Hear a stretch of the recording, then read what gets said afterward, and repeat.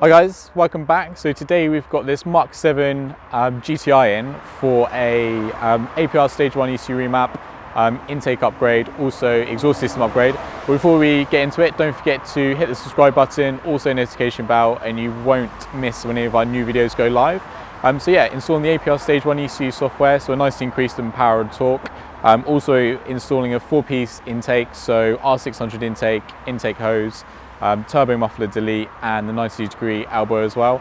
And then we're also fitting a really nice Akrapovic titanium rear silencer as well with some carbon fiber tips. Yeah, so next step is to get the car on the dyno, see what power it's making standard, then get it in the workshop, show you some of the parts, and then put the car on the dyno afterwards with the Stage 1 ECU remap applied.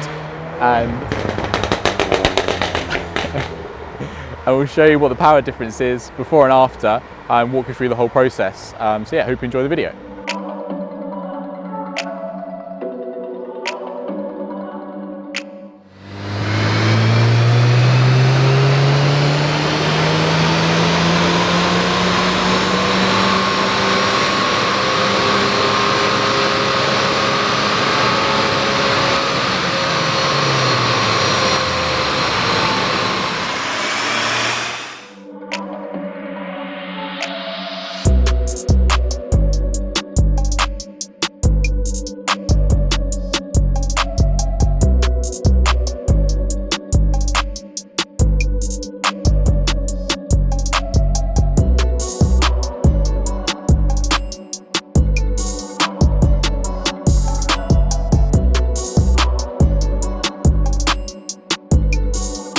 Okay, so we've got the Golf GTI on the ramps behind us, and we've got some of the parts we're going to be upgrading with today. So we've got the Akrapovic rear silencer exhaust upgrade, so titanium rear silencer with the signature carbon fiber tips. Obviously installing a 4-piece intake upgrade. We've already fitted the Turbo Muffler Delete, so that's not here. But obviously we've got the Racingline R600 Intake.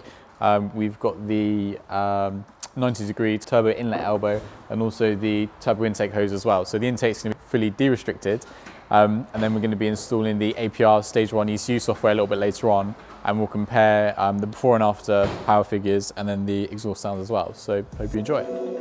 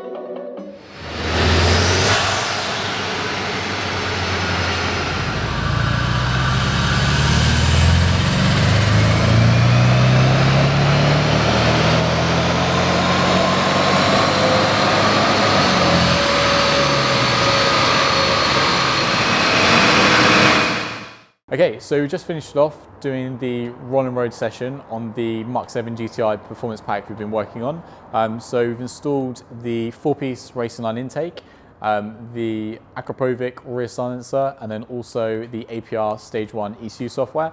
So this car's obviously got a GPF on it, so it's a lot more restrictive than the previous models, and we can still get really good power out of them. So this is Stage 1, so no modifications of the GPF or anything like that, so completely emission compliant. So we've got the results behind us. So the dotted lines as the car arrived this morning, and the solid lines is what it's leaving us with today. So the blue lines being the torque, and then the red lines being the horsepower. So the car came in with about 250 horsepower and about 280 foot-pounds of torque, so sort of bang on standard figures. And then with all of the upgrades I just mentioned earlier, it's leaving us with about 320 horsepower and then 350 foot-pounds of torque. So a massive difference all the way throughout the rev range. This car is actually making the standard power, which is 250 horsepower, all the way down at around 3,700 RPM. So everything above 3,700 RPM is just more power. So it's going to be completely night and day different car to drive. Nice and smooth though as well. So yeah, going to hand the car over to the customer and see what she thinks.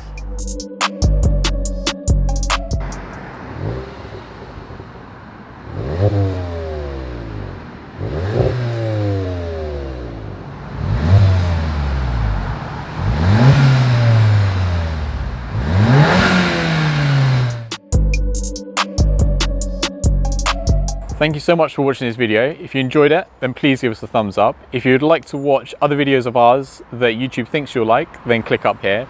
If you'd like to watch some other videos that we have in the same playlist, then click here. And obviously if you enjoyed the video, then we really appreciate if you gave us a subscription. And then obviously you'll be updated when other videos of ours go live, and you can do that quite easily by clicking here. Hope to see you soon.